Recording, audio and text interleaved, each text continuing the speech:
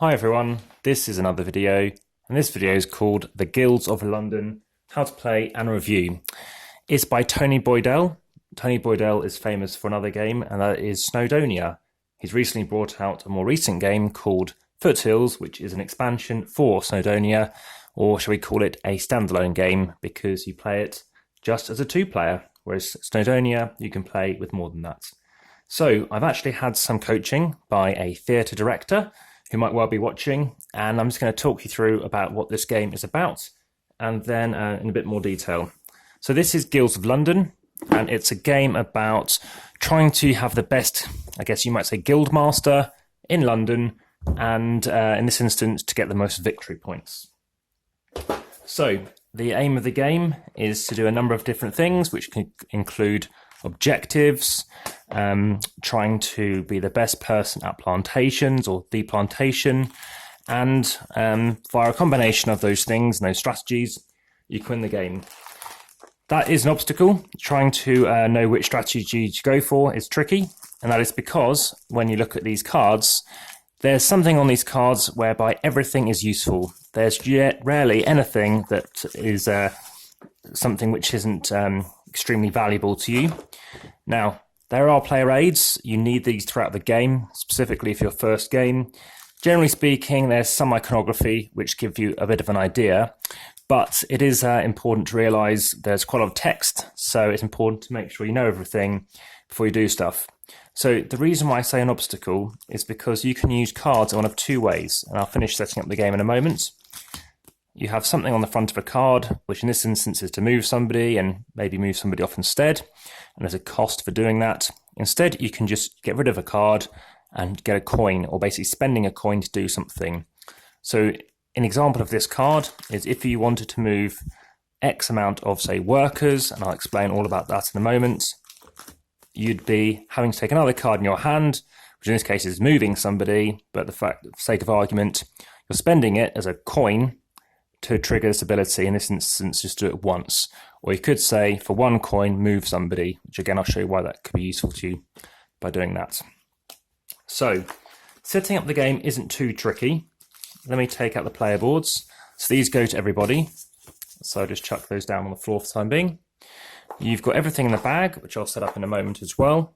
You're going to be getting colours, and you're going to start off with your board here. So this goes off to the side of the game, really. It depends on the number of players, and what you're looking to do is basically focus on the amount of victory points that you're going to need. So that's going to go around the edge of the board. But in terms of rounds, that is designated based on the amount of players.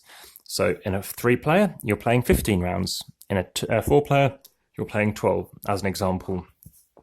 Now, if you want to be thinking how long a round takes, it's great to obviously see that as you progress through, but more importantly, that first round can be a good 20 minutes, and then it's about 2 to 3 minutes per round. Some rounds are extremely snappy, and you'll see why in a moment. So we need to set up the board, so we'll leave that off to the side. We don't really need it for the majority of the game, but you can see why it's important in a moment. You're going to need certain tiles. So from the box, these are those tiles in question. You're going to start off with a certain amount, and then at the end of each of these dark rounds, you're adding more. So let me just quickly move these out of the way, just flipping some over to show you that they are double-sided, and trying to find the start tiles. I didn't pack this away, which is why it is how it is, and I think that's important to note because of how you end up realising some games are like that when you need to find what you need. So in this instance, we're starting off with a guild tool, with 3 to 4 players there, and there's one more tile. So it's important to note that there are always 2 start tiles, and even if on your table they get splayed a bit, say in the instance yesterday when we played, there was a gap due to the fact we're playing on a cloth board, a cloth kind of protector. That is basically the guild tool, and as you can see, it does make a building, which is very pretty there. So what you're doing on that first round is we're going to have a plantation that's off to the side, and we're placing out tiles. What you do is you place everything around the edge. So in this instance, we're placing it here, here, and in a moment you'll see that there's like a compass on here. So at the end of that third round, we're placing out more of these buildings. It doesn't matter which way these are orientated, because in my instance, I was sitting on this side and viewing it without the text being visible. But crucially, you can see that 2 is very much 2 victory points. So these go around the edges. Now, these won't be fully in shot, just because of how I'm shooting today. As you can see, I've got a fireplace behind me. I'm just changing up a bit. So curious to know what you think in terms of the lighting. It's daylight, and also that background. So it's a bit of an interesting background. So that is basically our Guildhall area. It's places we can go. Now, on your turn, you can do a number of things, but firstly, you start off with some cards. So I've talked to you about cards, and I've talked to you about these buildings. Let me put these building tiles away for a moment. But as I mentioned, once we've reached the end of that 3rd phase, we're going to do various resolutions, and then you're going to be placing out more of these tiles. So you start off, as I mentioned, in the north initially. So you go north directly, and then you go across 1, 2, 3, 4, 5, 6. Then you're going east, and you're going around until eventually you're getting it bigger and bigger, and more things you can do.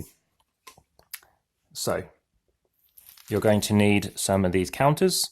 These represent victory conditions, basically for coming second on a certain location. So here's second here, and you chuck it down there. You're going to get 1 victory point. So the person who has the majority of people there, you're going to need a minimum of 2. That person gains 2 and they get some movement actions.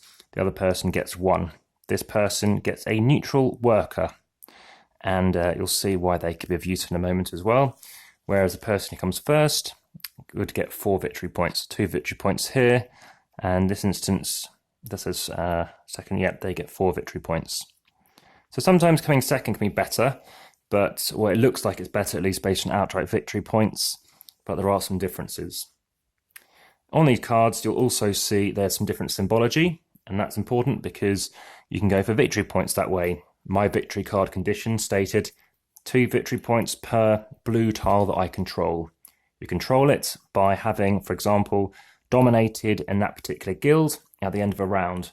At the end of that round, what you then do is you flip that tile over, and you can leave one of your people on that tile. So now we've done that, I'm going to show you that we've got, well, I played red yesterday. Let's just have red out again. So you're going to start out with a few workers each, and you're also going to be placing out your counters. Based on victory points at the end of the round dictates if you start. You start if you are at the furthest point round on the victory marker pack. And the reason why they do that is bidding and turn order is important, because if you happen to be going last and somebody had, say, just 1 on there or 1 on here, then you could come along and place 2. Right, so you're going to have some workers at the beginning of the game. So if you start, you're going to have some cards. The cards that you get are like these, and these are those end of game victory points. So everybody gets 3, and then you get to pick 1.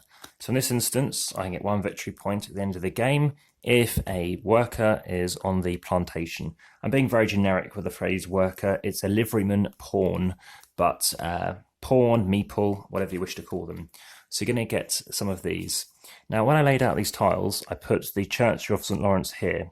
He should actually, or they should actually go here for some reason. I'm not entirely sure of the specifics, but that is how it should be laid out. So everybody starts off with 4 pawns. I mentioned about starting with some pawns.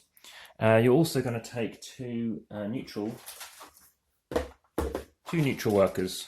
These are these guys here, the black ones, and you're going to be putting them on the squares of the game board, depending on the number of players. So in this instance, if we're playing it, say, as a 4, as on this side of the board, you're going to place out 8 pawns.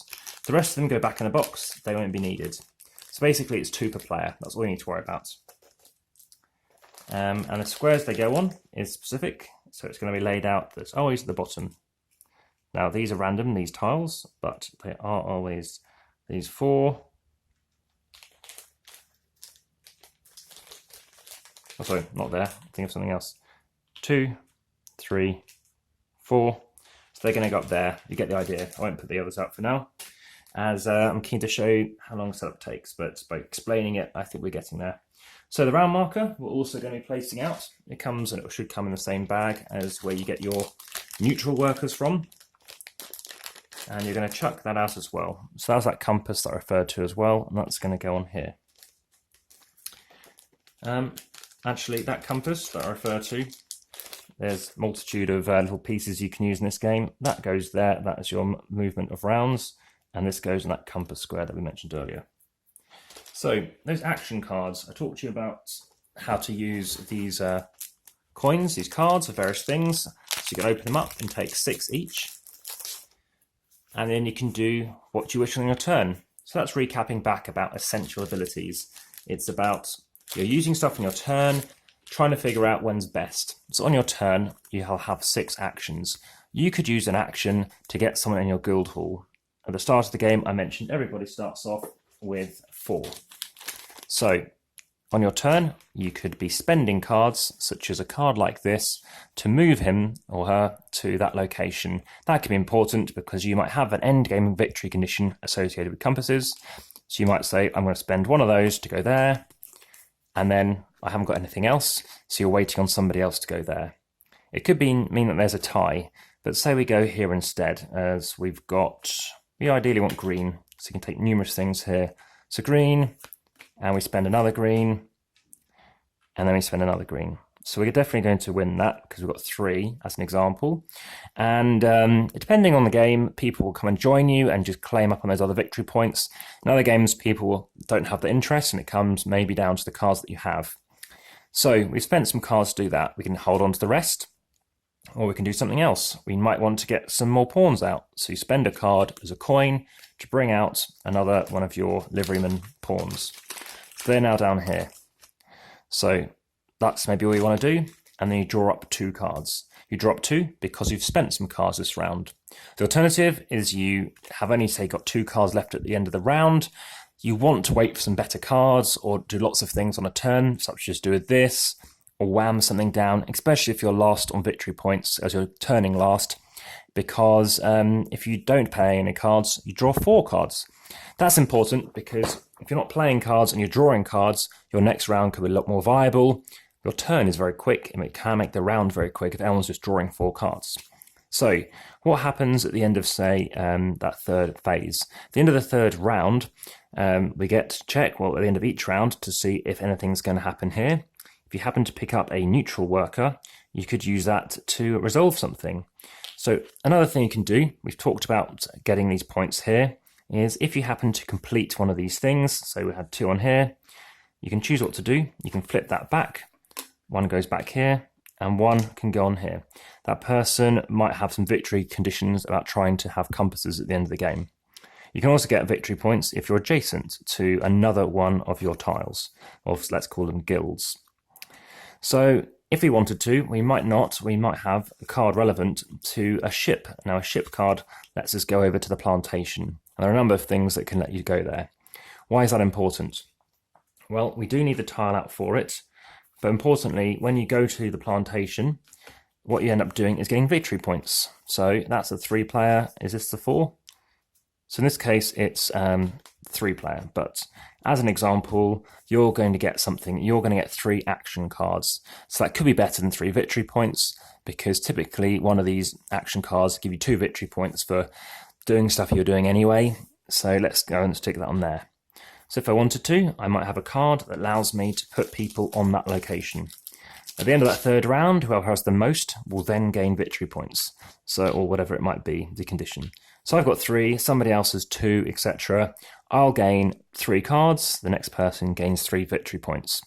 If I have only 3 or fewer, then these will all disappear off. If I had more than 3, say I've got 6, then 3 will remain. If I had 5, 2 will remain, etc. So this is the kind of card, if it's got a ship, it's got an anchor, it kind of makes sense that you're sending them to a plantation. Now, what somebody can do is if they've got a neutral worker, they can actually say, well, you've got 1 worker, somebody else has got a worker, I want to send in one of those guys to chuck one of you guys off. That means it's a tie and nobody gets anything. That can benefit them by not making sure this person gets any points, but the person coming second doesn't get any points either. So having hold of these neutral workers is important. you might think, but it really depends on those strategies. This covers the majority of what happens in the game. It's about drawing up cards, drawing 2 cards, or it's going to be 6 cards. It's about thinking about the number of rounds. So we've seen how many it is on this side of the board. It's 16 in a 2-player game. And you need to think about what everyone else is doing. Is it worth actually joining them and try and get some points? Encouraging people to maybe try and get some points. Recalling that we're placing out some tiles around north, around east, around south. And in round 12, west from the guild hall, you place a new tile to the left, furthest most on the furthest west on that location.